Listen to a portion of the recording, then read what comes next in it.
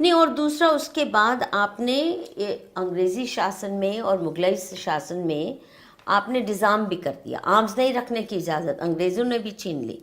सो आप डिज़ाम भी कर दो, झूठ भी पिलाते जाओ। झूठ बट पिलाते आई जाओ। Think before we get on to the story that starts with the fall of Sindh, it suddenly occurs to me, ये जो झूठ का सारा दौर चला, क्योंकि इस्लामी तो इस सब कामों को फख्र समझते थे, उन्होंने नहीं झूठ बोला, उन्होंने तो खूब वो तो छाती उनका चौड़ी moral compass ही करके, है, उनका moral मॉरल compass है। कंपस है, वो मजहब के दीन की कर रहे थे, खिदमत के खिदमत लिए कर कुछ रहे भी थे, करो आप, हाँ। और वो खुल के कहते हाँ, वो खुल थे। के ये कहते लेफ्टिस्ट ने सिखाया, और सारे इस्लामिस्ट पोस्ट इंडिपेंडेंस इसीलिए लेफ्टिस्ट खेमे में आ गए, क्योंकि सच को झूठ बदलने में मार्क्सवादियों इनका जैसा जवाब नहीं कोई है। सानी है नहीं, क्योंकि ये पूरी तरह से इनका तो जीवन ही झूठ है ना, जीवन ही इनको झूठ पता है है। कैसे किया जाता है। हाँ, ठीक है तो भैया। इट्स नॉट अ कोइंसिडेंस, चाहे इप्टा हो, मतलब इनके कल्चरल हाँ। फ्रंट्स हो, सारे मुसलमानों से भर गए। हाँ, The entire cultural front of communist parties, the intellectual fronts, the academic fronts, they're all dominated by Islamists. वो तो बॉलीवुड में भी आप देखिए। But So- remember one more thing here which is pertinent to this discussion कि 47 से लेके 77 तक 5 शिक्षा मंत्री भी शांति दूत थे। शांति दूत थे। मदरसा छाप आजाद, जिसकी कोई फॉर्मल एजुकेशन नहीं थी, वो हमारा शिक्षा मंत्री था। जी। A dirty joke. नहीं, पर इसका भी अंदरूनी क्या गेम था, जैसे नेहरू ने क्यों चुना और कैसे नेगोशिएट किया होगा, वो भी 47 के तुरंत बाद। ये कैसे हुआ होगा, कैसा क्या ब्लैकमेल था नेहरू के साथ, क्योंकि नहीं, किसी लिहाज से देखिए, किसी लिहाज से ये just educationally he didn't fit in, he didn't fit in terms of political orientation that was needed for free India. Liberal भी नहीं है वो, leftist तो छोड़ो. So there must be some internal game that must have gone behind getting that man, because they negotiated it. How did they do it? This history needs to ये be. जो एक empirically जो Hindu mind को मैं समझ पाया हूँ, उसमें एक मेरी थीसिस, उसमें हाइपोथेसिस है, वो ये है कि हम लोगों को ये मान्यता है कि हम इवन इसमें संघ भी इसमें शामिल है, इसमें कि हम इनको इंसान बना सकते हैं। नहीं, इंसान बनाया ना आपने, तो उनको अपने ऊपर राज करने दिया फिर से। नहीं, देखिए, आई डोंट बाय वो दैट. वहां पर जब I don't buy We can that. I'm humanize saying them. this. Let's give them power. No. It doesn't work like that. तो जो पोस्ट इंडिपेंडेंस 47 से 77 के बीच में भी हमारे 5 शिक्षा मंत्री शांति दूत कैटेगरी के हैं। उसमें मदरसा छाप आजाद है, MC चागला है, नूरुल हसन है, हुमायूं कबीर है, फखरुद्दीन अली अहमद है। तो ये किसी साजिश के तहत हुआ, किसी षड्यंत्र के तहत हुआ, या ये सहजता से हुआ, अज्ञानता से हुआ, मुझे इस बात से मतलब नहीं है। नहीं, मुझे तो है। हाँ, मतलब झूठ। I think that history needs to be probed seriously and thoroughly. I- Why did they target for that? ठीक बात। And what went behind It's that to be investigated. negotiation, It must be especially मदरसा छाप जो मौलाना आजाद आजाद थे, था जो, हाँ। क्योंकि कोई तुक ही नहीं बनता, और उस वक्त कांग्रेस में इतने धिम्मी लोग नहीं थे, जी। और सभी ने Right, हाँ, सही। सभी ने शांति से इसको स्वीकार स्वीकार कर कर लिया, नहीं हो उसको सकता। बात करनी जैसे करते हैं। गांधी ने कांग्रेस को ब्लैकमेल करके नेहरू की नियुक्ति की, हम्म। कोई यहाँ नहीं भी चाहता blackmail था। हुआ होगा। 100% Congress was in favour of Patel, और नेहरू की नियुक्ति होती ठीक है। बात है। इसी किस्म से नेहरू के कैबिनेट में नहीं थे धिम्मी इतने। अगर उन दिनों की पार्लियामेंट्री डिबेट ही पढ़ें आप, दे आउटस्टैंडिंग, एंड आई हैव हाँ। रेड दोज इयर्स ठीक ऑफ बात है, पार्लियामेंट्री। ठीक तो वो इतना स्वीकार किया होगा उन्होंने, शांति से ऐसा हुआ नहीं होगा। Even an Ambedkar would have been outraged, because here's a Harvard Ambedkar would have definitely been educated, outraged. You know, कि ये कहाँ से, हमारा एंड भाग्य स्पेशली होता। हाँ अगर अम्बेडकर बन जाते हैं एजुकेशन मिनिस्टर, तो वो चीजें कहाँ की कहाँ जी। होती तो anyway so this needs to be investigated, and I hope somebody in will do it वामपंथियों soon. को ये एक बार हम जब अगले वर्ष और 2 वर्ष में ये सत्य स्थापित कर लेते हैं कि मेवाड़ के महाराणाओं के अप्रतिम त्याग को किस आधार पर इतिहास से मिटाया गया, कौन सी दिल्ली सल्तनत, सबसे पहले मेवाड़ का जियोपॉलिटिकल सिग्निफिकेंस समझाइए। जियोपॉलिटिकल सिग्निफिकेंस, बिल्कुल आपने बहुत प्यारा प्रश्न पूछा है मैम।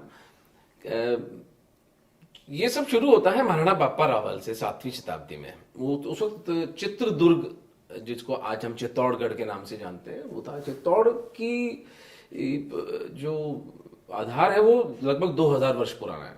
तो 700 साल तो ऑलरेडी चित्रदुर्ग को हो चुके थे जब बापा रावल सीन पर आते हैं।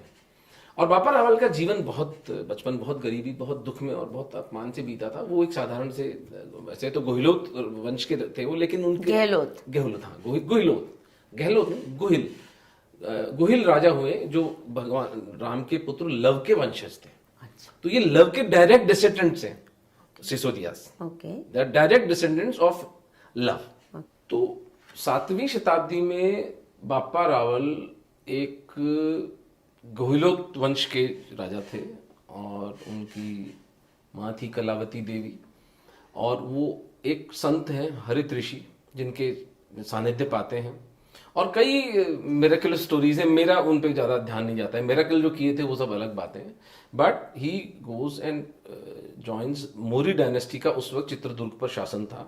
तो वो उस राजा के यहाँ पे जाके एक नोबल, एक वसाल बन के काम करते हैं। 7वीं शताब्दी में मोहम्मद बिन कासिम राजा दाहिर पर हमला करता है, और एक नहीं कई बार करता है। तो राजा दाहिर और उनके ब्रदर वो दोनों मिलके उसको डिफीट कर देते हैं, हरा देते हैं उसको। फिर दुर्भाग्य से they move a bit north में इंडस पार कर लेते हैं, और कुछ बौद्ध जो लोग थे जिनका कि, क्योंकि राजा दाहिर जो थे वो पुष्करना ब्राह्मण थे, तो उनसे कुछ वो जो कि 7th सेंचुरी में अगर हम देखें तो बुद्धिज्म और हिंदुइज्म का एक कॉन्फ्लिक्ट आ गया था, जिसको आदि शंकर ने एड्रेस किया था, और वो वापस, हाँ, but it was an ideological, intellectual conflict. There was no जो रोमिला थापर की बकवास थी इससे कि बौद्धों को भगाया, स्लॉटर किया। I mean, जो इस्लाम ने किया वो हिंदुओं के मत्थे डाल दिए रोमिला होता ही नहीं था वो। तो नहीं, पर ये जरा राजा दाहिर का भी बता दीजिए।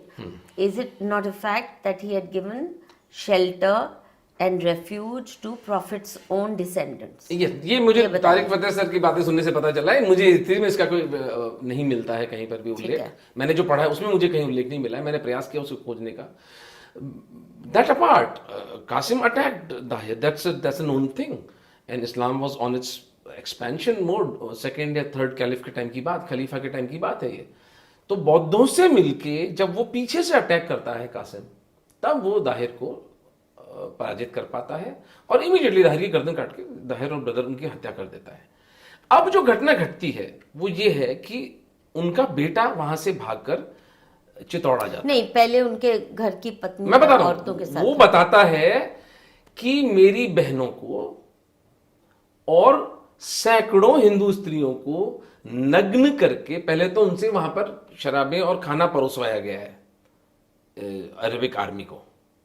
उसके पेंटिंग्स हैं वेरी वेरी हार्ड, मतलब आप वहीं पर मतलब पिघल जाएंगे। कहाँ है ये पेंटिंग? मैं ढूंढ के दिखा दूंगा आपको। बड़ी स्केरी, आई थिंक नेट पे भी मिल जाएंगी। और 2 बेटियों को, दाहिर की 2 बेटियों को कासिम स्वयं खलीफा के लिए भोगदासी बनाकर लेकर जाता है। हिंदू समाज ने पहली बार देखा कि किसी स्त्री को भोगदासी भी बनाया जा सकता है। हिंदू राजा उससे पहले भी आपस में लड़ते रहे। हम 5000 वर्ष पुरानी सभ्यता है। हिंदू राजा 15,000 की बात हो रही है, 15 की बात हो रही है, पर हम 5 ही मानते हैं तो फॉर डिस्कशन से, आर्गुमेंट से। हिंदू राजा से लड़ते थे। महाभारत, रामचरितमानस, रामायण, कहीं उल्लेख आर्मी से लड़ती थी। जो आर्मी वो भी नियुक्त जगह में, नियुक्त जगह आप उसी फील्ड में है, यू डोंट रन अमक। एक नियुक्त समय पे युद्ध की घोषणा होती है, और दोनों आर्मीज उस समय को स्वीकार करके फिर एक समय, नियुक्त समय पे सूर्यास्त के समय युद्ध समाप्त होना ही है। उसके बाद आपको पूरी खुली छूट की एक दूसरे अपने घायलों को संभालो, और यहाँ तक कि दूसरी तरफ के भी मरों का तर्पण करना आपकी जिम्मेदारी बन जाती थी अगर कोई नहीं। तो ये and not attacking the pageantry, never, not attacking the merchant class, and not burning cities down, not burning cities, not touching women and children. ये rules of engagement थे, ये हिंदू rules of engagement नियत थे। उसको विश्व भी मानता था। इवन जब सिकंदर आया तो उसने ये नहीं किया कि उसने इन रूल्स को तोड़ा हो। सिकंदर भी इतना वहशी नहीं था जब पोरस के साथ उसका युद्ध होता है तो